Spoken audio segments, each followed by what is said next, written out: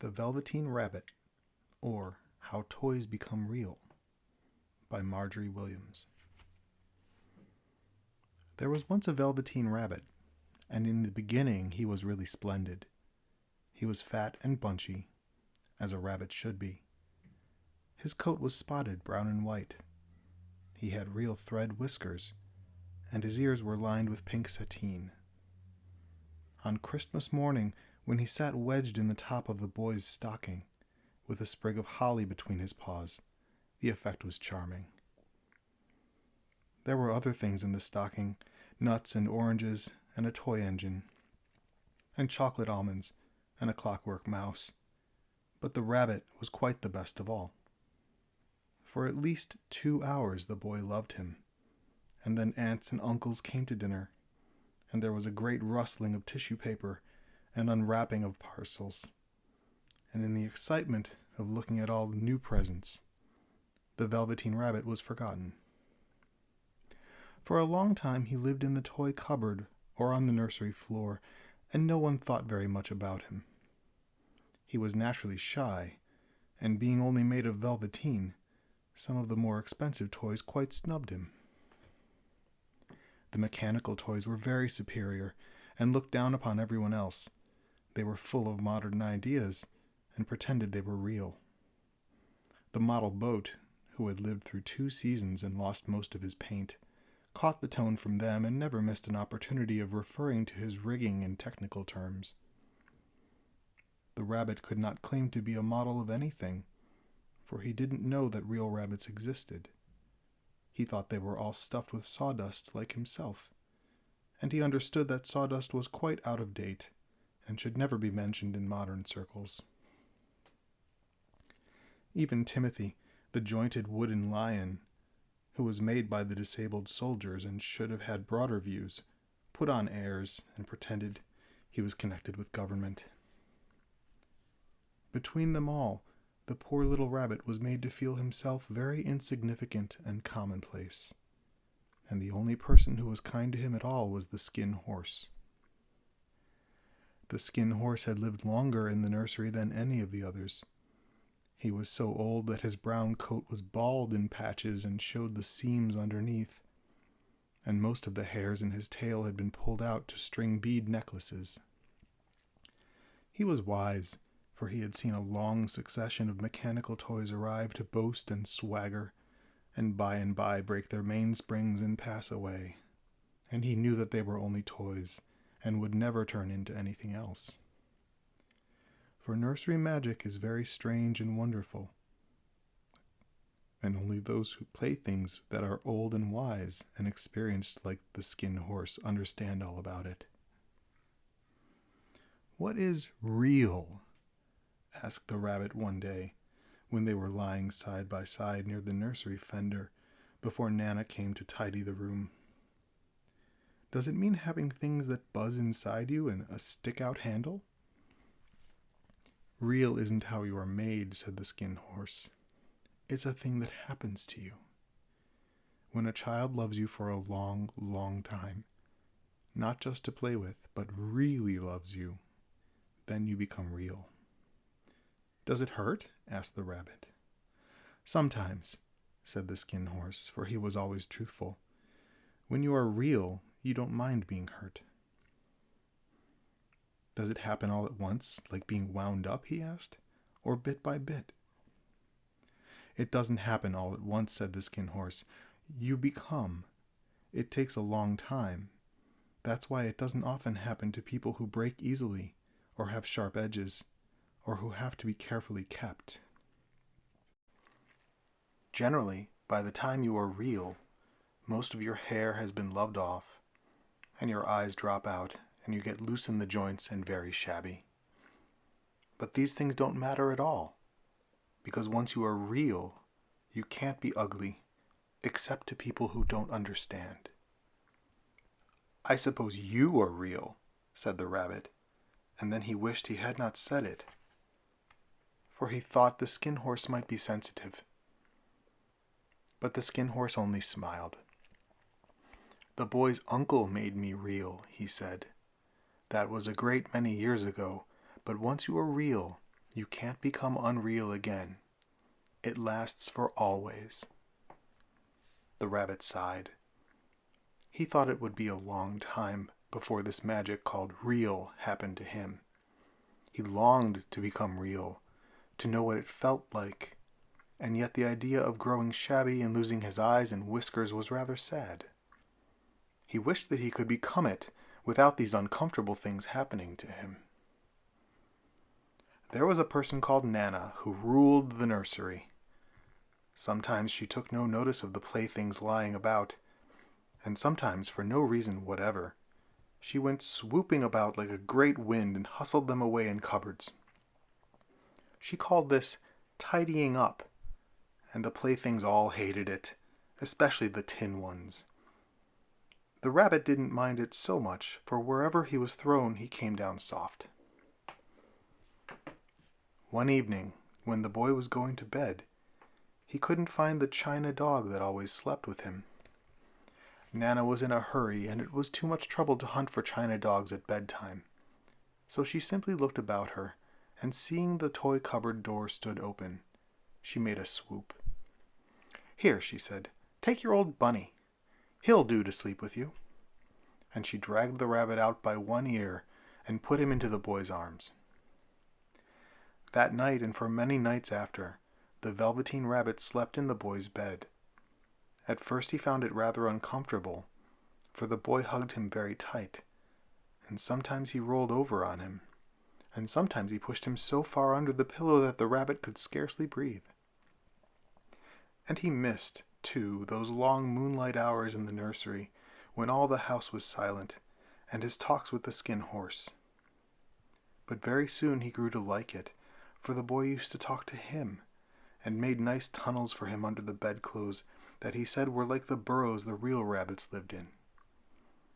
And they had splendid games together in whispers when Nana had gone away to her supper and left the nightlight burning on the mantelpiece. And when the boy dropped off to sleep, the rabbit would snuggle down close under his little warm chin and dream, with the boy's hands clasped close round him all night long. And so time went on, and the little rabbit was very happy. So happy that he never noticed how his beautiful velveteen fur was getting shabbier and shabbier, and his tail coming unsewn, and all the pink rubbed off his nose where the boy had kissed him. Spring came, and they had long days in the garden, for wherever the boy went, the rabbit went too. He had rides in the wheelbarrow, and picnics on the grass, and lovely fairy huts built for him under the raspberry canes behind the flower border.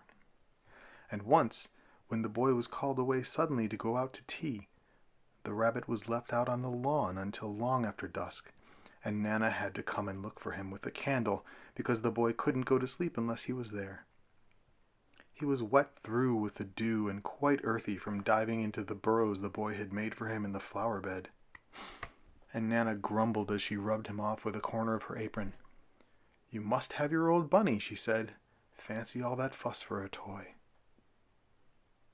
The boy sat up in bed and stretched out his hands. "Give me my bunny," he said. "You mustn't say that. He isn't a toy. He's real." When the little rabbit heard that, he was happy, for he knew that what the skin horse had said was true at last. The nursery magic had happened to him, and he was a toy no longer. He was real. The boy himself had said it. That night he was almost too happy to sleep, and so much love stirred in his little sawdust heart that it almost burst. And into his boot-button eyes, that had long ago lost their polish, there came a look of wisdom and beauty, so that even Nana noticed it next morning when she picked him up and said, "I declare if that old bunny hasn't got quite a knowing expression." That was a wonderful summer. Near the house where they lived there was a wood, and in the long June evenings the boy liked to go there after tea to play. He took the Velveteen Rabbit with him, and before he wandered off to pick flowers or play at brigands among the trees, he always made the rabbit a little nest somewhere among the bracken, where he would be quite cozy, for he was a kind-hearted little boy and he liked Bunny to be comfortable. One evening, while the rabbit was lying there alone watching the ants that ran to and fro between his velvet paws in the grass, he saw two strange beings creep out of the tall bracken near him. They were rabbits like himself, but quite furry and brand new. They must have been very well made, for their seams didn't show at all, and they changed shape in a queer way when they moved. One minute they were long and thin, and the next minute fat and bunchy, instead of always staying the same like he did. Their feet padded softly on the ground, and they crept quite close to him, twitching their noses, while the rabbit stared hard to see which side the clockwork stuck out, for he knew that people who jump generally have something to wind them up. But he couldn't see it. They were evidently a new kind of rabbit altogether. They stared at him, and the little rabbit stared back, and all the time their noses twitched. "Why don't you get up and play with us?" one of them asked. "I don't feel like it," said the rabbit, for he didn't want to explain that he had no clockwork. "Oh," said the furry rabbit, "it's as easy as anything," and he gave a big hop sideways and stood on his hind legs. "I don't believe you can," he said. "I can," said the little rabbit. "I can jump higher than anything." He meant when the boy threw him, but of course he didn't want to say so. "Can you hop on your hind legs?" asked the furry rabbit. That was a dreadful question, for the Velveteen Rabbit had no hind legs at all. The back of him was made all in one piece, like a pincushion. He sat still in the bracken and hoped the other rabbits wouldn't notice. "I don't want to," he said again. But the wild rabbits have very sharp eyes, and this one stretched out his neck and looked. "He hasn't got any hind legs," he called out. "Fancy a rabbit without any hind legs!" And he began to laugh. "I have," cried the little rabbit. "I have got hind legs. I'm sitting on them." "Then stretch them out and show me like this," said the wild rabbit, and he began to whirl round and dance till the little rabbit got quite dizzy. "I don't like dancing," he said. "I'd rather sit still." But all the while he was longing to dance, for a funny new tickly feeling ran through him, and he felt he would give anything in the world to be able to jump about like these rabbits did. The strange rabbit stopped dancing and came quite close. He came so close this time that his long whiskers brushed the Velveteen Rabbit's ear, and then he wrinkled his nose suddenly and flattened his ears and jumped backwards. "He doesn't smell right," he exclaimed. "He isn't a rabbit at all. He isn't real." "I am real," said the little rabbit. "I am real. The boy said so," and he nearly began to cry. Just then there was a sound of footsteps, and the boy ran past near them, and with a stamp of feet and a flash of white tails the two strange rabbits disappeared. "Come back and play with me," called the rabbit. "Oh, do come back. I know I am real." But there was no answer. Only the little ants ran to and fro, and the bracken swayed gently where the two strangers had passed. The Velveteen Rabbit was all alone. "Oh dear," he thought, "why did they run away like that? Why couldn't they stop and talk to me?" For a long time he lay very still, watching the bracken and hoping they would come back. But they never returned, and presently the sun sank lower and the little white moths fluttered out, and the boy came and carried him home. Weeks passed, and the little rabbit grew very old and shabby, but the boy loved him just as much. He loved him so hard that he loved all his whiskers off, and the pink lining to his ears turned gray, and his brown spots faded. He even began to lose his shape, and he scarcely looked like a rabbit any more, except to the boy. To him, he was always beautiful, and that was all that the little rabbit cared about. He didn't mind how he looked to other people, because the nursery magic had made him real, and when you are real, shabbiness doesn't matter. And then one day, the boy was ill. His face grew very flushed, and he talked in his sleep, and his little body was so hot that it burned the rabbit when he held him close. Strange people came and went in the nursery, and a light burned all night, and through it all the little Velveteen Rabbit lay there, hidden from sight under the bedclothes, and he never stirred, for he was afraid that if they found him, someone might take him away, and he knew that the boy needed him. It was a long, weary time, for the boy was too ill to play, and the little rabbit found it rather dull with nothing to do all day long. But he snuggled down patiently, and looked forward to the time when the boy should be well again, and they would go out in the garden amongst the flowers and the butterflies, and play splendid games in the raspberry thicket like they used to. All sorts of delightful things he planned, and while the boy lay half asleep, he crept up close to the pillow and whispered them in his ear. And presently the fever turned, and the boy got better. He was able to sit up in bed and look at picture books, while the little rabbit cuddled close at his side. And one day they let him get up and dress. It was a bright, sunny morning, and the windows stood wide open. They had carried the boy out onto the balcony, wrapped in a shawl, and the little rabbit lay tangled up among the bedclothes, thinking. The boy was going to the seaside tomorrow. Everything was arranged, and now it only remained to carry out the doctor's orders. They talked about it all, while the little rabbit lay under the bedclothes, with just his head peeping out, and listened. The room was to be disinfected, and all the books and toys that the boy had played with in bed must be burnt. "Hurrah!" thought the little rabbit. "Tomorrow we shall go to the seaside." For the boy had often talked of the seaside, and he wanted very much to see the big waves coming in, and the tiny crabs, and the sand castles. Just then Nana caught sight of him. "How about this old bunny?" she asked. "That?" said the doctor. "Why, it's a mass of scarlet fever germs. Burn it at once." "What? Nonsense! Get him a new one. He mustn't have that any more." And so the little rabbit was put into a sack, with the old picture books and a lot of rubbish, and carried out to the end of the garden behind the fowl house. That was a fine place to make a bonfire, only the gardener was too busy just then to attend to it. He had the potatoes to dig and the green peas to gather, but next morning he promised to come quite early and burn the whole lot. That night the boy slept in a different bedroom, and he had a new bunny to sleep with him. It was a splendid bunny, all white plush with real glass eyes. But the boy was too excited to care very much about it, for tomorrow he was going to the seaside, and that in itself was such a wonderful thing that he could think of nothing else.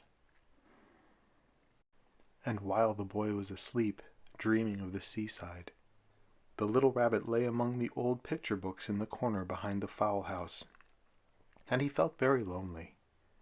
The sack had been left untied, and so by wriggling a bit, he was able to get his head through the opening and look out. He was shivering a little, for he had always been used to sleeping in a proper bed, and by this time his coat had worn so thin and threadbare from hugging that it was no longer any protection to him.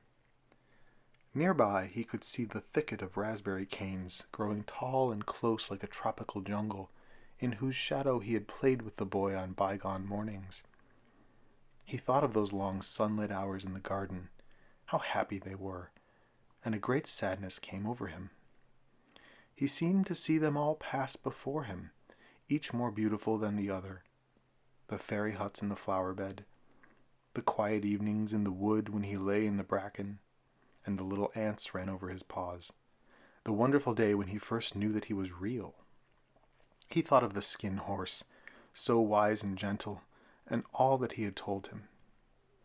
Of what use was it to be loved and lose one's beauty and become real if it all ended like this?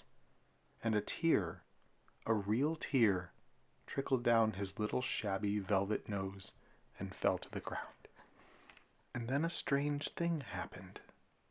For where the tear had fallen, a flower grew out of the ground, a mysterious flower, not at all like any that grew in the garden. It had slender green leaves, the color of emeralds, and in the center of the leaves, a blossom, like a golden cup. It was so beautiful that the little rabbit forgot to cry and just lay there watching it. And presently the blossom opened, and out of it there stepped a fairy. She was quite the loveliest fairy in the whole world. Her dress was of pearl and dewdrops, and there were flowers round her neck and in her hair, and her face was like the most perfect flower of all. And she came close to the little rabbit and gathered him up in her arms, and kissed him on his velveteen nose that was all damp from crying.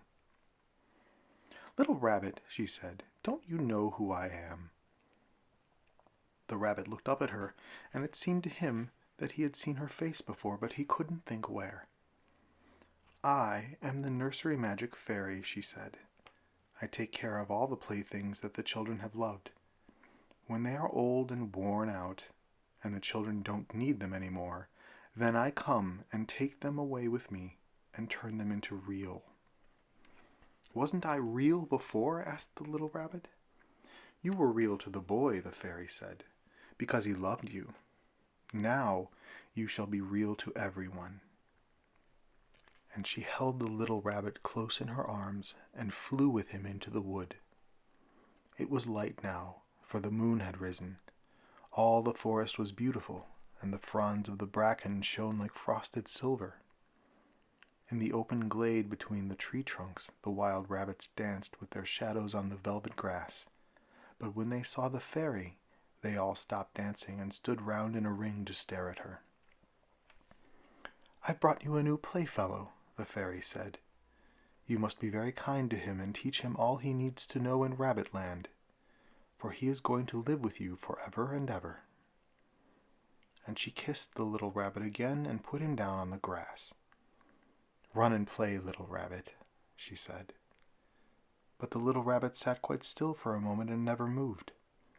For when he saw all the wild rabbits dancing around him, he suddenly remembered about his hind legs, and he didn't want them to see that he was made all in one piece. He did not know that when the fairy kissed him that last time, she had changed him altogether. And he might have sat there a long time, too shy to move, if just then something hadn't tickled his nose, and before he thought what he was doing, he lifted his hind toe to scratch it. And he found that he actually had hind legs. Instead of dingy velveteen, he had brown fur, soft and shiny. His ears twitched by themselves, and his whiskers were so long that they brushed the grass. He gave one leap, and the joy of using those hind legs was so great that he went springing about the turf on them, jumping sideways and whirling round as the others did. And he grew so excited that when at last he did stop to look for the fairy, she had gone. He was a real rabbit at last, at home with the other rabbits. Autumn passed, and winter, and in the spring, when the days grew warm and sunny, the boy went out to play in the wood behind the house. And while he was playing, 2 rabbits crept out from the bracken and peeped at him. One of them was brown all over, but the other had strange markings under his fur, as though long ago he had been spotted, and the spots still showed through. And about his little soft nose and his round black eyes there was something familiar, so that the boy thought to himself, "Why, he looks just like my old bunny that was lost when I had scarlet fever." But he never knew that it really was his own bunny, come back to look at the child who had first helped him to be real.